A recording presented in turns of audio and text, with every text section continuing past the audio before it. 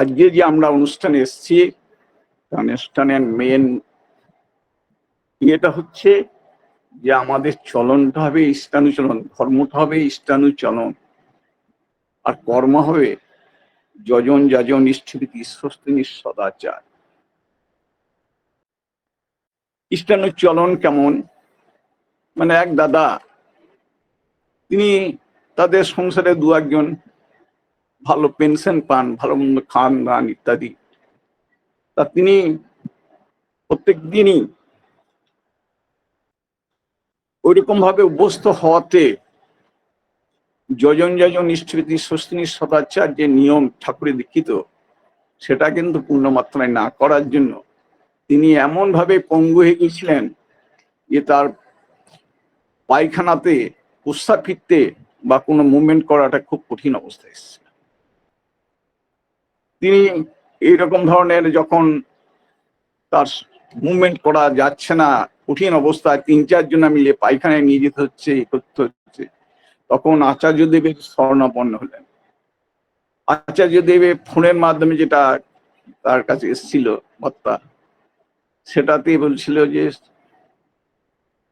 মানে জিপির কাজ করা, মানে অন্য মানুষকে প্রভাবিত করে সেই চলন অভ্যস্ত করে। ওই অবস্থায় তিনি কিন্তু বুঝতে পারেন নাই। যাই হোক, আবার গিয়েছিলেন আচার্যদেবের কাছে। সেখানটায় গিয়ে আচার্যদেব আবার ঠিক সেরকম কথা, তখন তিনি উপলব্ধি করলেন এবং তিনি বাড়ি এসে ওই অবস্থায়, যার সেরকম ধরনের অবস্থায় ৩-৪ জন মিলে তাকে এক একটা বাড়িতে এক এক দিন নিয়ে যাওয়া হচ্ছিল, যেটা মুভমেন্ট করার ক্ষমতা ছিল না, না বসার ক্ষমতা, না ইয়ে, সবাইকে ৩-৪ জনা মিলেই হতো।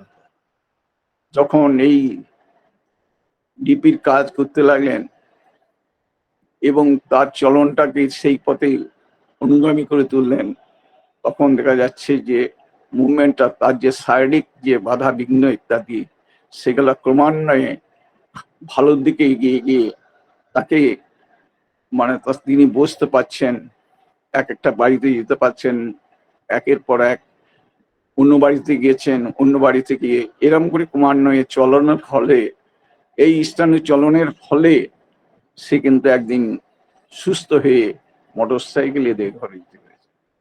এই যে ইষ্টানুচলন, সেই জন্য আমাদের এই যে ইষ্টানুচলনটা হচ্ছে খুব গুরুত্বপূর্ণ জিনিস। ইষ্টানুচলনের মধ্যে যেমন যজন, যজন যদি আমরা প্রত্যেক দিন আমরা যজনটা কেন করব? যজনটা আমাদের যে এই দেহ মন্দির, এই দেহ মন্দিরের গঠন হচ্ছে একটা একটা দেহ মন্দিরে একটা ইউনিট হচ্ছে সেল। সেলের মধ্যে আছে দ্যাট ইজ ফাংশন, আত্মার সঙ্গে আছে আত্মা। আত্মা আছে বলে দেহের এই মান, এই দেহ মন্দিরের মান। তাহলে এই দেহ মন্দিরটাকে সুন্দরে সমর্পণ করাটাই হচ্ছে মেন কর্ম। তাই এই আত্মা আর আমাদের 11তম ইন্দ্রিয় হচ্ছে মন।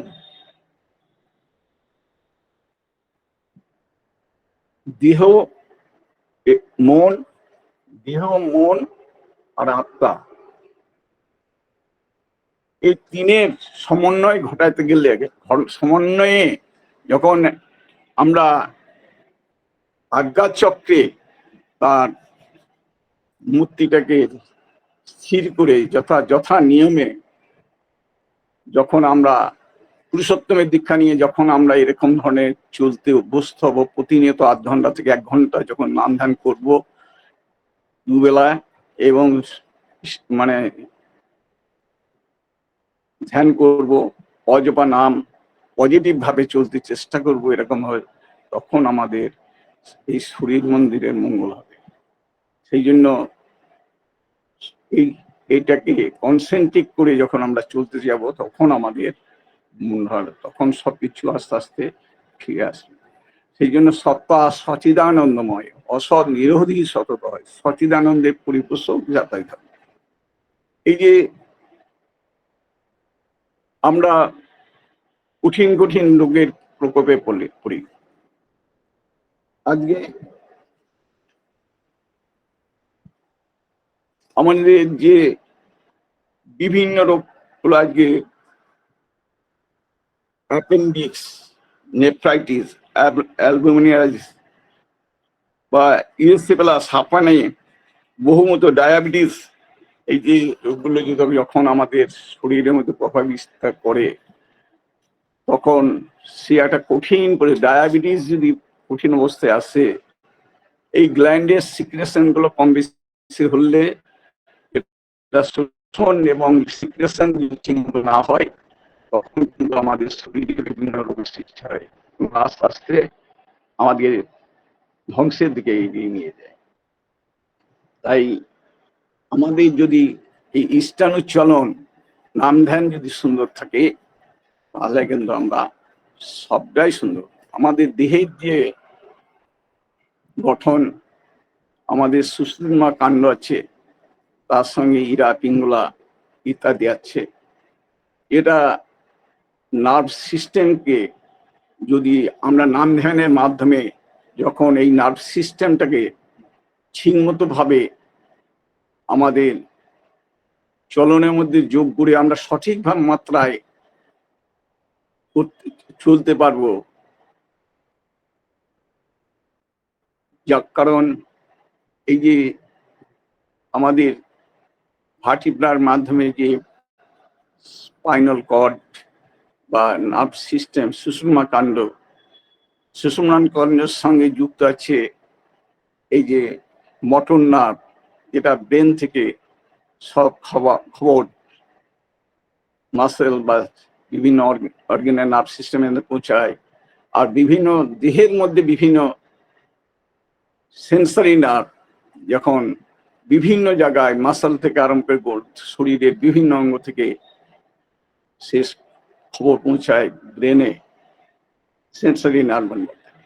এই যে তাহলে এই সেন্সরি নার্ভ বা মোটর নার্ভ বা সুষুম্না কাণ্ড, এরাও বুদ্ধিসম্পন্ন হয় শরীরের যে হার্ট আছে, হার্টের মাধ্যমে যে আমাদের শ্বাস প্রশ্বাসের মাধ্যমে যে নিঃশ্বাস প্রশ্বাস নেওয়া হয়, তার মধ্যে আমাদের যে ব্লাড সার্কুলেশন হয়, সেই ব্লাড সার্কুলেশন অক্সিজেনেটেড হয়, মানে লাংসে যখন ফিরে আসে, সেটা শ্বাস প্রশ্বাসের মাধ্যমে সেইটা অক্সিজেনেটেড হয়, অক্সিজেন হয়ে আবার হার্টে ফিরে যায়, হার্ট থেকে আবার সেটা হার্ট পাম্প করে 0.8 সেকেন্ডের মধ্যে গোটা শরীরটাই সাপ্লাই করে। এখানে যেমন হার্টকে সাপ্লাই করা হচ্ছে ব্লাড, তেমনি হার্টের মধ্যে অনেক নার্ভ সিস্টেম আছে। এই হার্ট, এই ব্লাড নার্ভ সিস্টেমের প্রত্যেকটা নার্ভ সিস্টেম এক একটা সেলের মাধ্যমে, এক একটা সেল আছে, সেলের মধ্যে ওই রকম ভ্যাটিস ফাংশন আছে।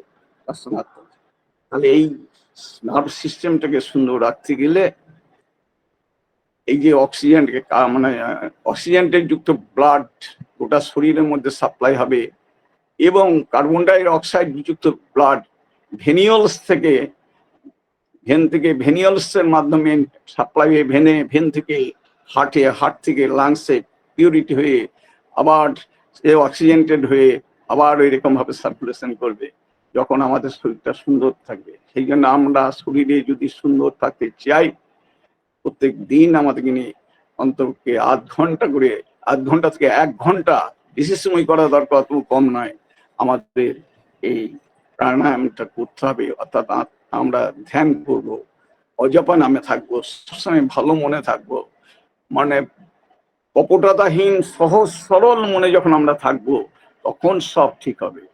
আমাদের প্রথম গুরু হচ্ছে মা বাবা। আমরা যদি প্রত্যেক দিন মা বাবাকে শ্রদ্ধা করি, তাহলে আমরা, মা বাবা হচ্ছে প্রথম গুরু। আমরা যখন মা বাবাকে শ্রদ্ধা করব, তখন মা বাবার মাধ্যমে আমরা সমৃদ্ধ হব। কারণ মা বাবার থেকে বড়, মানে গুণগত মানের কোনো মানে গুরু হতে পারে না, প্রথম গুরু মা বাবা। সেই জন্য মা বাবা যখন যে জিনিসটা জানে না, তখন আমাদের প্রয়োজন হয় সদ্গুরু। সদ্গুরুকে পেলে পারে অন্যান্য জিনিস এবং আমার সার্বিক জীবনটাকে, আমার জীবনটাকে সুন্দর করার জন্য, সুন্দরভাবে পরিচালনা করার জন্য, আমরা বাঁচাবার জন্য, তখন আমরা সদ্গুরুর দীক্ষা নিয়ে যখন আমরা চলতে অভ্যস্ত হয়ে উঠবো, তখন ঠিক হবে। এই জন্য এই যে যজন, যেমন আমাদের বাবা মাকে প্রণাম করা, প্রত্যেক দিন আমাদের এই যে মানে বিভিন্ন ধর্মগ্রন্থ, পৃথিবীতে যত ধর্মগ্রন্থ তার সার গ্রন্থ হচ্ছে সত্যানুসরণ, যেটা ঠাকুর তিনি রিসার্চ করে এটা লিখেছিলেন। তাই সেই ধর্মগ্রন্থ সত্যানুসরণ একটু একটু করে সেন্সকে বুঝে চলার চেষ্টা করব। আর নারীর নীতি, এটাও মায়েদের, নারীদের একটা বেস্ট গ্রন্থ, যেখানটা তাদের চলন চিন্তাটাকে কেমন করে সুন্দর করা যায়। তাহলে সেটা কিন্তু সেই বইটা যদি তারা প্রত্যেক দিন একটু করে পড়ে, সবাই মিলে আমরা যদি সব জিনিসটাকে উপলব্ধি করতে পারবো, তাহলে প্রত্যেক দিন এই ধর্মগ্রন্থগুলো পড়া এবং সেইগুলোকে অনুশীলন করা, তাহলে কিন্তু আমাদের হবে। সেই জন্য আমাদের বাড়ির মা একজন আচার্য স্বরূপ।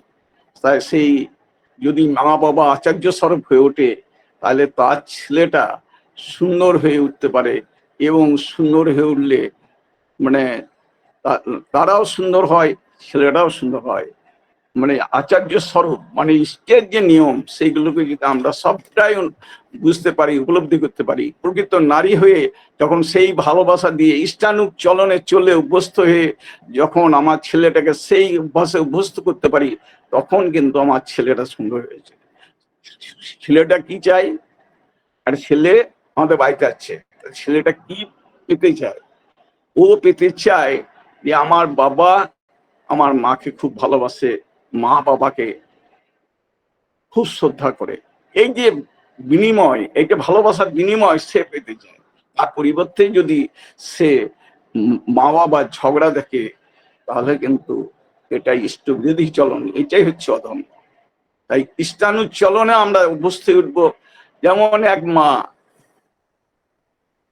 প্রথমে সুস্থ ছিল, তার কুমারী অবস্থায় সে দীক্ষা নিয়েছিল, সুস্থ ছিল। একটা বাড়িতে বিয়ে হলো, সেটা তাদের বাড়িটা হচ্ছে ইষ্ট বিরোধী চলন, প্রবৃত্তি চলন। আর সেখানে সে গিয়ে সেটা কি করলো না, তার কোনো ক্ষোভ নেই। তাদের বাড়িতে, তাদের ধনী বাড়ি, তো বাড়িতে গিয়েছে, সে রান্না করে, রান্নার আগে সমস্ত মানে ধোয়া কড়াই, হাঁড়ি ইত্যাদিতে সুন্দরভাবে চাল কুষি দিয়ে এবং আলু সেদ্ধ আর ভাত এগুলো দেয়, এবং নিজের মতো মানে একটা আলু সেদ্ধ আর অল্প ভাত তুলে নিয়ে ওদের জন্য মাছ মাংস পেঁয়াজ ডিম ওরা যা খায় সেগুলো কিন্তু করে দেয়। এবং প্রত্যেক দিন সবার সেবা করে, বাড়ির সমস্ত কাজ করে, যখন সে মানে দুপুর খাবার সবারই খাওয়ানোর পরে যখন সে নিচে খেতে যায়, তখন দরজাটা, রান্নাঘরের দরজাটা লাগিয়ে দিয়ে সবাই দেখতে পাবে যে সে আলু সেদ্ধ ভাত খাচ্ছে, এইরকম দেখতে পাবে, তার জন্যই লাগায়, এবং সেটা ভাত খায়, সে আলু সেদ্ধ দিয়ে খায়। তার দিকে তার স্বামীর মনে হলো, অবিশ্বাস হলো যে আমার স্ত্রী ওই ঘরে খাচ্ছে, নিশ্চয়ই কিন্তু ভালো মন্দ করেছে, করে খাচ্ছে। তখন সে কিন্তু স্বামীর ইচ্ছা হলো যে তার স্ত্রীকে কি বলছে, দরজাটা খোলো। তখন সে খুললো, তখন দেখছে যে হ্যাঁ, একটা আলু সেদ্ধ দিয়ে সে ভাত খাচ্ছে। এরকম করে তখন তার মনের মধ্যে একটা প্রেম ভাব জাগ্রত হলো। তখন সে বলল, তুমি যদি খেতে পারো এই সংসারের জন্য এত পরিশ্রম করে, এত ইষ্টানি ইয়েতে, তাহলে আমিও কিন্তু তোমার সঙ্গে কাল থেকে ওই আলু সেদ্ধ ভাতই খাবো। তার সেখানে দেখা যাচ্ছে তারপর দিন থেকে তার স্বামী সেরকম খেতে লাগলো। ও কয়েকদিন যাওয়ার পরে তার শ্বশুর মশাই মনে হলো যে আমার মানে ছেলে বৌমা তারাও কিন্তু এই যে দরজা লাগিয়ে প্রত্যেক দিন কি খাচ্ছে দেখার ইচ্ছা হলো। শ্বশুর মশাই দেখলো, আর দরজা খোল ইত্যাদি বলাতে তার দরজা খুললো, দেখলো যে আলু সেদ্ধ দিয়ে খাচ্ছে। তার শ্বশুর মশাইও ঠিক ওইটাই বললো যে তোমরা যদি খেতে পারো তো আমরা খাবো না কেন। এরকম করে তার শাশুড়ি, যেমন ননদ, সবাই কিন্তু প্রভাবিত হয়ে তারা কিন্তু সেই ইষ্ট চলনে নিরামিষ খেতে লাগলো।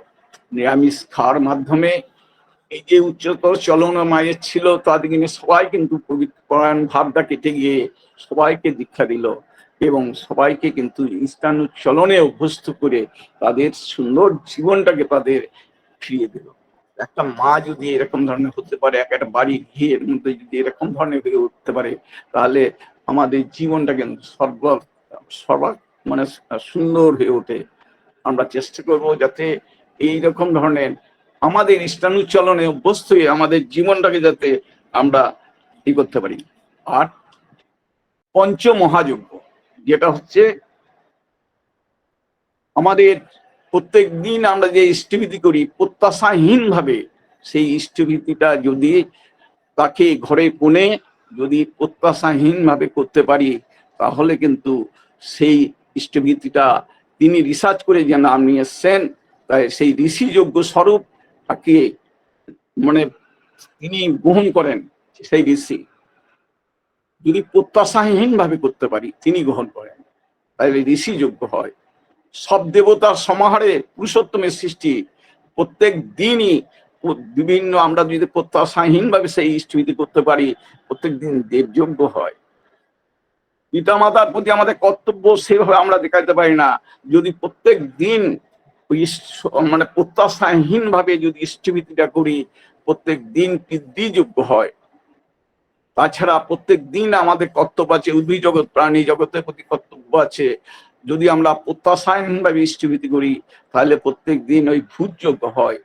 আর প্রত্যেক দিন আমাদের নিযজ্ঞ হয়। কেমন করে না, আমাদের যে ইষ্টভীতিটা যায় সেখানটায় সেই ইষ্টভীতিতে মানুষের খাওয়ানো দাওয়ানো ইত্যাদি হচ্ছে, তার সঙ্গে আচার্যদেব যেটা উদ্বৃত্ত হয় সেটা বিভিন্ন জায়গায় সেই টাকাটা কাজে লাগায়।